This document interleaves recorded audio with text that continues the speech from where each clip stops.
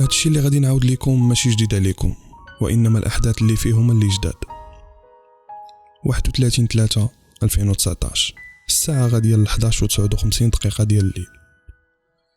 شاد الحديث انا وعشيري السيمو حتى كتجيني نوتيفيكاسيون ديال الواتساب من عندها. دخلت نشوف الميساج شنو فيه، تبلوكا لي الواتساب وما بغاش يتفتح. بقى هكا المده ديال 2 دقائق تقريبا، من بعد فتحت لقيتها مسحات الميساج. سولتها شنو كان في داك الميساج، قالت لي غير غلطت ومشى ليك بالغلط، ديزولي. صافي قلبت 6 سعود ورجعت نكمل انا وعشيري السيمو الهضره. ومن بعد ما دخلنا نلعب اونلاين انا وياه، ولكن ما بغاتش تصرت ليا ديك اللعيبه ديال مشى بالغلط. بغيت نعرف شنو كان في داك الميساج، انستاليت واحد لابليكاسيون قدرت نعرف شنو كتبات.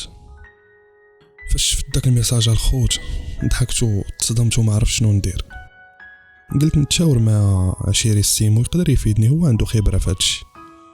عاودت ليه شنو وقع ووريته داك الميساج، ومن بعد ما قال لي شحال اليوم في الشهر راس الطارو جاوبته. خسر عليا 2 كلمات، هذيك راه كذبتها بريل عشيري بون نوي. دوك 2 كلمات اللي خسر عليا السيمو درت راسي تجاهلتهم، ولكن بقيت حاطهم في لا ليست داتونط. قلت يمكن نحتاجهم من بعد. دازت ايام وواحد النهار قررت نجبد معها موضوع الميساج.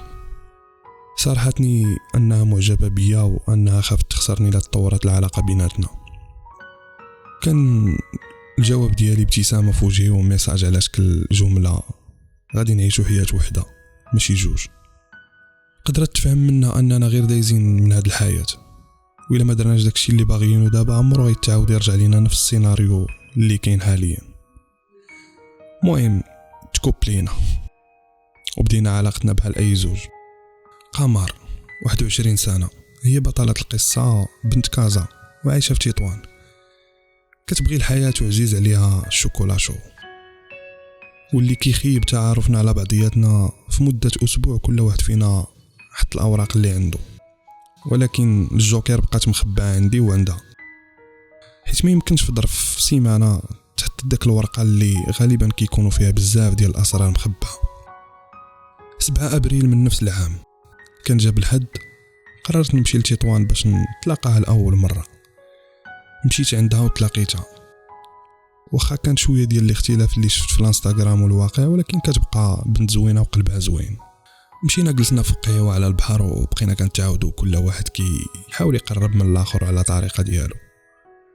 في واحد اللحظه جاني ميساج تجاهلته، ولكن حيت ان الانثى كتبغي تعرف ادق التفاصيل فكان من الضروري نقول لها من عند من كان داك الميساج. قلت لها من عند واحد الصديق اللي بالفعل كان من شخص وماشي صديق. من مورا داك الميساج حسيت بيا ما بقيتش على راحتي وبغيت غير نمشي نرجع في حالي. دوزنا اللي بقى من النهار وفاش جينا نتفارقوا قالت لي خاصني نقول لك شي حاجه مهمه. قلت لها تفضلي انا كنسمع. قالت لي ما بغيتش هادشي اللي بيناتنا يكون غير صحابه عابره. جاوبتها جواب كلاسيكي، ان شاء الله غادي يكون هادشي اللي بيناتنا زوين، مع ابتسامه مخبى موراه بزاف ديال الحوايج بسبب داك الميساج. تفارقنا ورجعت في حالي للدار، وانا في الطريق بقاو كيدوروا ليا في راسي بزاف ديال الاسئله. علاش كل مره كتدخل في علاقه وانت عارف من الاول النهايه ديالها؟ واش ما عييتيش من هذا الروتين الحزين؟ اي وحده تعرفت عليها كتكونوا في الاول زوينين ومن بعد كيبقى داكشي بيناتكم كيطفى شويه بشويه حتى كيموت وكترجعوا غرباء. واش الخلل مني ولا من الطرف الاخر ولا من الطبيعه اللي جمعتنا؟ المهم ما تركزوش بزاف مع هاد الاسئله حيت انا براسي كنتجاهلهم، ماشي حيت ما عندهمش جواب مقنع ولكن حيت الجواب كنت حافظو ونسيتو. رجعت نكمل حياتي وبقينا على اتصال انا وقمر، وكل نهار كتزيد علاقتنا تطور. 21 ابريل من نفس العام كان خاصني نتلاقى داك الشخص اللي صيفط لي الميساج، وداك الشيء اللي كان بالفعل. شديت رونديفو معاه ومشيت. هاد الشخص هو الطبيب النفسي ديالي. فين ما كنت تفكر انني عندي حصه معاه يوم في السيمانه كنحس براسي مريض، واخا انا عارف راسي ما مريضش، ولكن بمجرد كنفكر في الموضوع كيركبني المرض. نرجع بكم عام اللور. كنت مدير في واحد من المحلات التجاريه، وكنت كنحقق انجازات كبيره في الدومين ديالي، وكان كلشي كيشكر فيا من السيكوريتي حتى الباترون. ما كنتش كنضيع حتى ثانيه في شي حاجه ما عندهاش علاقه بالخدمه. كنت كنآمن بالعمل وشنو غادي نحقق، وبالفعل في ظرف عام قدرت نصوفي راسي وندير بزاف ديال الحوايج اللي كنت باغي، حتى جات اللحظه اللي دمرت كاع داكشي اللي بنيت وخلاتني ندخل في اكتئاب حاد. هذا الاكتئاب كان سببه واحد الصديق تعرفت عليه صدفه وانا مسافر من طنجة لكازا. قبل ما تطور الصداقه ديالنا كان طلبني باش نشوف ليه شي خدمه باش يعاون دارهم، حيت باه مشلول وامو ميته وعنده خوتو مازالين كيقراو. داكشي علاش ما ترددتش باش ندبر عليه في واحد الخدمه معايا في سبيل الله. بقات العلاقه بيناتنا زوينه، كنتلاقاو مره وكنديروا قهوه، وكل مره كيبغي يجبد لي موضوع الخدمه اللي شفت ليه كنجاوبو رزق ديال الله وانا كنت غير سبب. المهم واحد النهار هاد الصديق عرض عليا باش نمشي معاه لواحد الحفله، وهاد الحفله كانت في واحد الفيلا. في الاول ترددت، من بعد قبلت وقلت علاش لا اللي ما نبدلش الجو ونهرس الروتين ديال حياتي اللي من النهار بديته هو في نفس الايقاع. تغيير زوين بعد المرات. مشيت معاه للحفله ومن بعد اكتشفت ان هذيك العراضه ماشي حفل، وانما تجمع لاكبر وامهر القماره في المغرب. اول مره غادي نكتشف هذا العالم، ما فهمتش علاش انا هنا. قلت له فين هي الحفله اللي قلتي لي الصاد؟ قال لي هذه راه حفله صاحبي، غير الفرق بينها وبين الحفلات الاخرين هذه كتنشط وكتخرج رابح. وجاوبته ولا كتخرج خاسر. دينا وجبنا في الهضره، واللي فهمت منه انهم بلي بالقمر، ولكن ماشي اي قمر. مهم جلست بعيد وبقيت كنشوف بعيني هاد الاجواء الصاخبه، الناس اشكال وانواع واغلبيتهم محترفين في داكشي. الفلوس كتشتت يمين وشمال، الالاف كتربح والملايين كتخسر. حاولت نفهم علاش هاد الناس كيديروا هاد الشيء، واش هاد الشيء بالنسبه لهم نشوى ولا عمل كيعيشوا منه. سالات الحفله وحنا راجعين سولت صاحبي كيفاش كانت لعبه الحظ معاك. قال لي بانه كان في جيبه قبل ما يمشي 1000 درهم، ودابا 12000 درهم ربحها في رهانات مختلفه في داكشي اللي كان كيلعب تما. ما بغيتش نعمر راسي بهذا الشيء، حيت كإنسان طبيعي كنآمن بالعمل هو اللي كيجيب الدرهم ولا يصح الا الصحيح. تفارقنا ومشيت للدار، ولكن داكشي اللي شفتو تما مبغاش يبعد مني. دازت ايام، واخا كنتلاقاو انا وياه في الخدمه ما كنجبدلوش داك الموضوع، واخا فين ما كنشوفو كنتفكر داك العالم.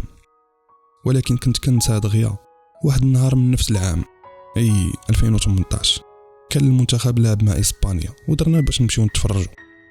مشينا مع شي اصدقاء لواحد الكافي وتفرجنا، ولكن قبل من الماتش كنت كنهضر مع واحد الصديق على الاحتمالات اللي يمكن يخرج بها هذا الماتش، وجاوبته انه يقدر يخرج بالتعادل.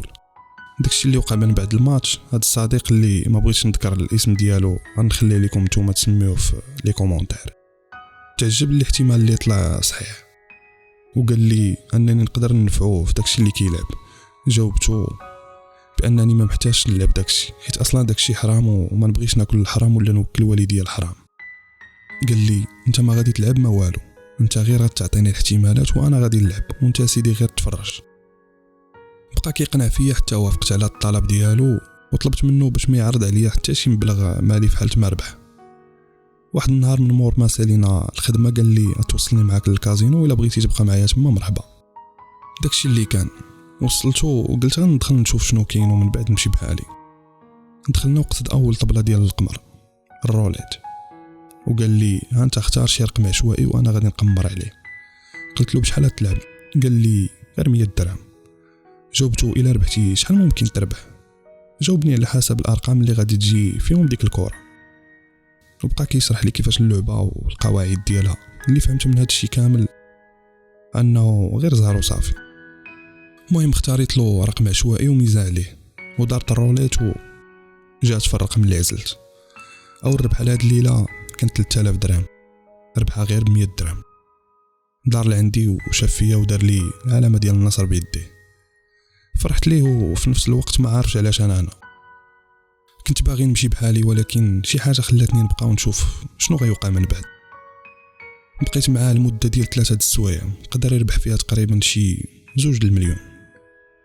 مشينا في حالنا وحنا في الطريق سولته علاش كدير هادشي؟ قال لي انا محتاج للفلوس، خوتي مازالين صغار وكيبغيو يلبسوا ويكونوا مزيانين والوالد مشلول، خاصني ضروري نشري له كل سيمانه الدواء وزيد على هذا الشيء الكرا. قلت له ولكن راك خدام، راه 100 درهم حلال حسن ما توكلهم 1000 درهم حرام. جاوبني الحرام هو نشوفهم كيتقطعوا وانا ما قادر ندير والو. وصلتو لفين ساكن ورجعت للدار في حالي. دازت على هادشي 5 ايام حتى لواحد النهار صوناو عليا ماني الدار فوقيتها معطله من الليل وقالوا لي